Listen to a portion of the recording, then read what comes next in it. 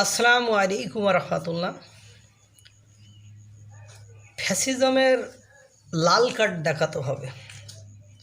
আমিও ফ্যাসিজমের লাল কার্ড দেখানোর পক্ষে, কিন্তু দুর্ভাগ্য হলো সত্য যে যিনি বা যাহারা লাল কার্ড দেখাবেন তারা ফ্যাসিস্ট বা ফ্যাসিজম নয় তো, বা তারা ফ্যাসিস্ট বা ফ্যাসিজমের আচরণ করছেন না তো,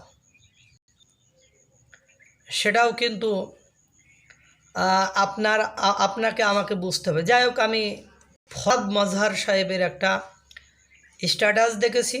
তিনি বলছেন মব জাস্টিসের নামে যে আগুন ভাঙচুর যেগুলো চলছে সেগুলো ফ্যাসিস্টেরই নামান্তর। অর্থাৎ তিনি বলেছেন মব জাস্টিসের নামে শেখ হাসিনার বাড়ি বা শেখ হাসিনার বাবার বাড়ি বা ধানমন্ডি 32 নম্বর ভাঙার যে প্রক্রিয়া বা যে সিস্টেম, সেটা ফ্যাসিস্টেরই নামান্তর এবং সেটা গণবিরোধী, এরকম একটা কথা তিনি বলেছেন। তাহলে ফরহাদ মাজারের ওই কথা যদি হয়ে থাকে, তাহলে যারা 32 নম্বর ভাঙার জন্য স্ট্যাটাস দিয়েছিল তারা কি ফ্যাসিস্ট নয়?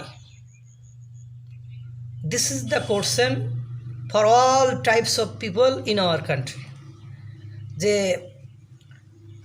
ফরহাদ মাজারের বক্তব্য অনুযায়ী ফ্যাসিস্ট কি? যারা আইন কানুন মানে না, যারা অন্যদেরকে নিজের পছন্দের বাইরের বিষয়গুলো ঘটতে দিতে চায় না বা নিজের পছন্দের বাইরের জিনিসগুলো রাখতে চায় না, তারাই তো ফ্যাসিস্ট। তাহলে আমরা যখন বাংলাদেশের একটা বড় অংশের মানুষের আবেগের জায়গাগুলোকে নষ্ট করে ফেলছি, তাদের স্বকীয়তাগুলো নষ্ট করে ফেলছি, তাহলে আমরা কি ফ্যাসিস্ট নই? আমরা একটা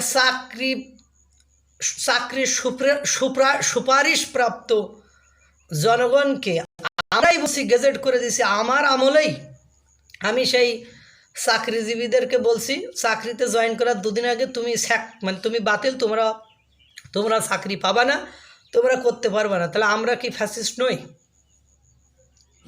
আমরা বইমেলার মতো একটা জায়গায় যে মব জাস্টিসের নামে অপমান অপদস্থ করেছি লেখককে, একজন লেখককে, বইমেলার প্রাণ বলা হয় লেখককে, সেই লেখককে অপমান অপদস্থ করেছি, এটা কি ফ্যাসিস্ট বা ফ্যাসিজম নয়? আমার প্রশ্ন এখানে থেকে যায়।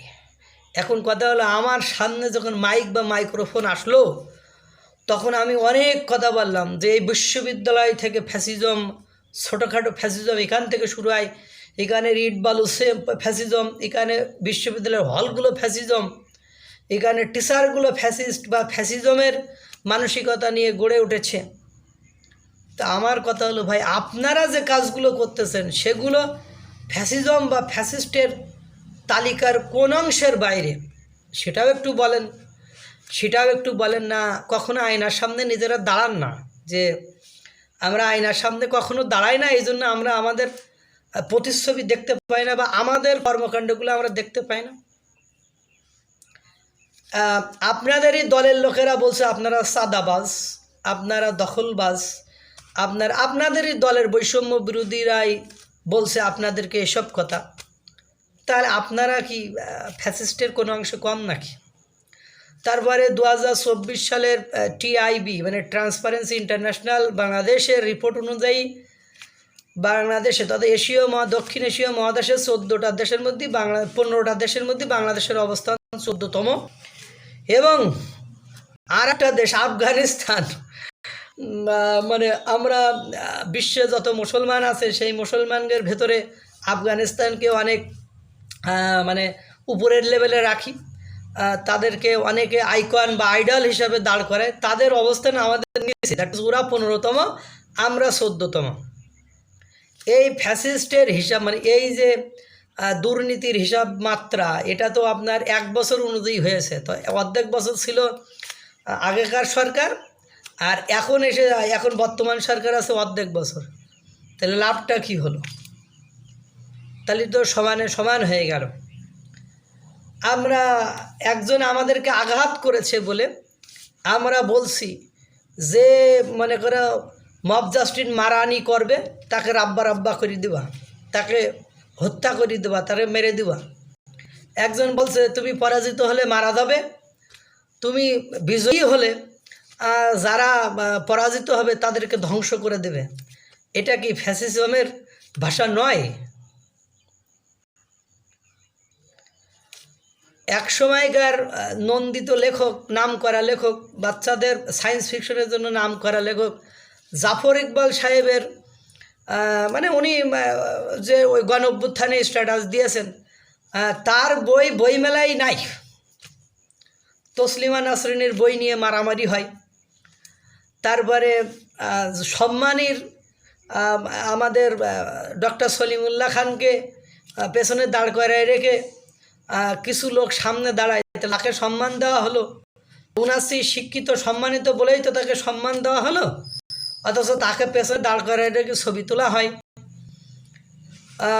কথা বললে দুইজন সাংবাদিক বলছে, একজন মানে একদম ভিডিও করে বলছে যে আমাকে হত্যার হুমকি দিয়েছে, আর একজন বলছে আমাকে বলছে দেশ ছেড়ে চলে যেতে। এগুলো কি ফ্যাসিজম নয়? এখন বাংলাদেশে যারা সুশীল আছেন, আমি দয়া করে তাদেরকে অনুরোধ করব, সুশীলতা মানে যখন কেউ চলে যায় তার বিরুদ্ধে কুৎসা রটনা করে বা তার বিরুদ্ধে সত্য বলে সুশীলতা দেখানোর নাম সুশীলতা নয়। একজন ফ্যাসিস্ট চলে গিয়েছে, তার নামে বদনাম করে, তার নামে গুণকীর্তন করে, তার নামে ঢাকঢোল বাজিয়ে মানে দেশবাসীকে বিশ্ববাসীকে জানানির নাম সুশীলতা নয়। সুশীলতা হলো এখন যে ক্ষমতায় আছে সে যাতে আগের ওই ফ্যাসিস্টের পথে না হাঁটতে পারে, তাকে আটকানোর জন্য বারবার জীবনে ঝুঁকি নিয়ে কথা বলার নাম সুশীলতা। এটুকু যদি বুঝে থাকেন তাহলে ভালো। আল্লাহ তাআলা সকলকে ভালো রাখুক, সুস্থ রাখুক। আসসালামু আলাইকুম ওয়া রাহমাতুল্লাহ।